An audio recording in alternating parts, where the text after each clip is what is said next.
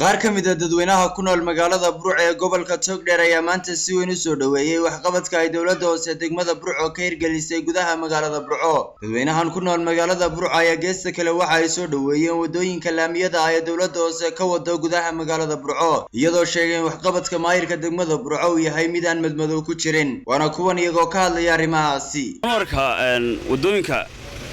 ka bilaabmay ee ka curtay gobolkan Togdheer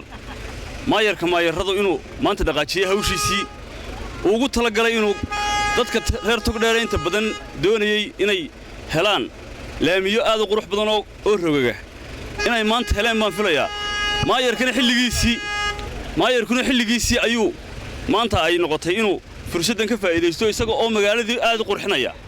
maayar waan soo dhaweynaa mar labaadna waxaan leenahay sidaas si lamida magaalada uga dhig. horta waa fikir aad u fiican oo Burco suugiisay weey. ما شاء الله وي الله وضيع ما شاء الله وي هدي عاصمتي لبعض أي ما تودونك سو قارين وأقول آدي آد وفي عنوية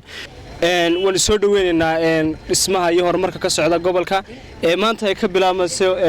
ودونك قروح بدنا ينور سيسو مدحت قولها الديجان كي يدور هذا الحين أنا قوم هالعلنا ولا قوم هندقينا مدحينها جمهورية الصومال مدن أحمد محمود سيلان halkan waxaan uga mahad celinayaa horumarka ka socda gobolka Togdheer wadooyinka waxa aad iyo aad uga mahad celinayaa maayarka gobolka Maxamed Yuusuf Miraad horumarka hawada gobolka sidoo kale halkan uga mahad celinayaa madaxweynaha Jamhuuriyadda Soomaaliland mudane Axmed Maxamuud Siilaanyo iyo xubnaha golihiisa wasiirada madaxweyne ku-xigeenka marwadiisa aad iyo shacabka Burco aad baan salaamaya sidoo kale waxa salaamay telefishinka qaranka Jamhuuriyadda Soomaaliland Cabdirasaaq Faarax Cabdullaahi iyo Cabdistaar Safri aad iyo baan salaamaya xalee horumarka halka ka sii socdo tan waa dhalinyarada gobolka Togdheer waxaan aad iyo aad ugu hambalyeynaa golaha deegaanka ee wadooyinka quruxda badan leh iyo mashaariicda hor leh gobolka Togdheer ka socda.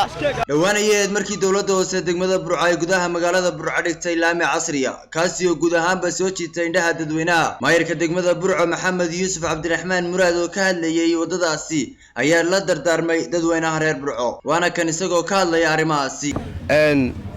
reer Burco waxaan leenahay tan wadadan maanta lacag milyan ka badan baa ku baxaysa guryaha ka soo jeeda hareeraha waxa aanu faraynaa guri kasta halka laamigu ku joogo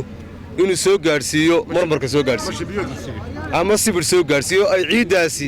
ay meesha ka baxdo. Cabsaaq Faarax Cabdullaahi TV qaranka Soomaaliland Burco.